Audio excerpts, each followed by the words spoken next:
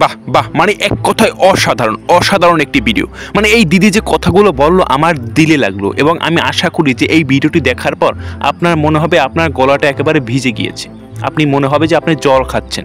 আপনাদের মন্তব্যগুলো অবশ্যই আমাদের কমেন্ট বক্সে জানাবেন, এবং এই দিদি যে কথাগুলো বললো সেটা ঠিক বললো না ভুল বললো সেটা অবশ্যই আমাদের কমেন্ট বক্সে আপনারা জানাবেন। চলুন আগে আমরা সবাই মিলে ভিডিওটি দেখি যে ভিডিওটিতে কি বলেছে। চলুন ভিডিওটি আগে দেখি, তারপর আমরা কথা বলছি। সবার আগে জনগণকে নেমে পড়া দরকার, জনগণকে নেমে পড়ে একেবারে ওপারের মাল ওপারে বিদায় করে ছিটকে দেওয়া দরকার।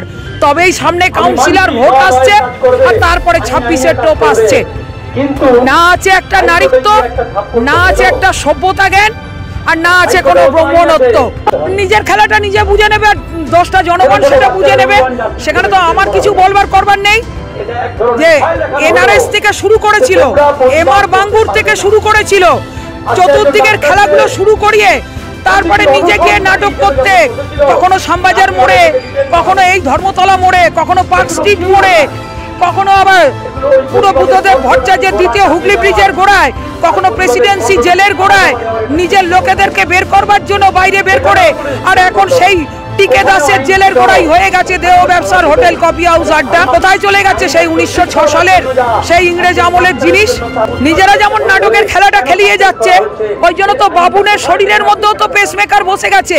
দুদিনের বাদেই তো এসে যাবে হরিবোলের দিন। একটা যেমন চলে গেছিল মদে মদে, সেখানে নাটক খেলিয়ে দিয়েছিল, করোনায় চলে গেছে। জনগণকে ঠকিয়ে জনগণের চোখ, কিডনি, দেহ এই সমস্ত বের করে নিয়েছে। দেহ পাচার করে দিয়ে তার চামড়া পর্যন্ত প্লাস্টিক সার্জারি করে অন্যদিকে ব্যবসা চালিয়েছে, যেখানে পোষা ডাক্তার আর পোষা পুলিশ দিয়ে। আমার তো নিজের ঘেন্না লাগে ওই পুলিশ নামটার পিটিএস নামটাকে উচ্চারণ করতে। পুলিশ নাম তো কিছু নয়, এদেরকে পালিশ করা বলতে তবে গিয়ে কাজ দেবে। যে মাত্র জ্যোতি বসু ছিল তখনই ছিল ন্যায্যতা। বুদ্ধদেব ভট্টাচার্য সরল সিধে মানুষ ছিল, তাকে ঠকিয়ে তাকে বানচাল করিয়ে বিছানায় শয্যাশায়ী করে নিজেরা লুটে খাচ্ছে। আসছে সামনে দিন, যে মুসলমানরা বসিয়েছিল মুসলমানরাই ওপার বাংলা করিয়ে দেবে। কোনো কিচ্ছু বলার নেই। প্রথমেই তো বললাম এগুলো একটা নাটকের ছলনা। কারণ আমি তো প্রথম দিনেই বলেছিলাম যে একটা মেয়ের শরীরে যখন 21টা দাঁতের গর্ত, আর সেখানে নিজে গলা ফাটিয়ে দিল সামান্য ওই নেশারিটাকে, যে ফাঁসটা কোট করে ফাঁসি দাও। সবার আগে তো ওকে টেনে দেওয়া আর ঝুলিয়ে দেওয়া দরকার সমস্ত জনগণের।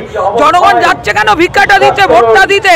ওই নামে লক্ষ্মী ভান্ডার আর তলায় ছেঁদা ভান্ডার করে সমস্ত মুড়ে নুড়ে শেষ করে দিচ্ছে।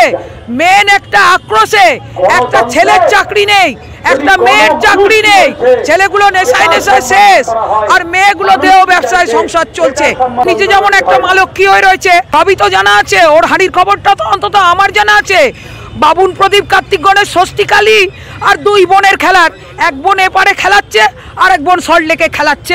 আমি আর কি বলবো, মানে এই যে কথাগুলো বলছে এর উপর কোনো কথা থাকতে পারে কিনা আমার মনে হয় না। আমার মনে হয় যে এর উপর কোনো কথা থাকতে পারে না, তাই আমি এ বিষয়ে আর কোনো কথা বলতে চাই না, আপনাদের উপর আমি ছেড়ে দিলাম। কিন্তু আমি একটা কথা বলতে চাই যে মানুষের কতটা ক্ষিপ্ত হয়েছে, মানুষ এই মুখ্যমন্ত্রী মমতা বন্দ্যোপাধ্যায়ের উপর কতটা ক্ষিপ্ত।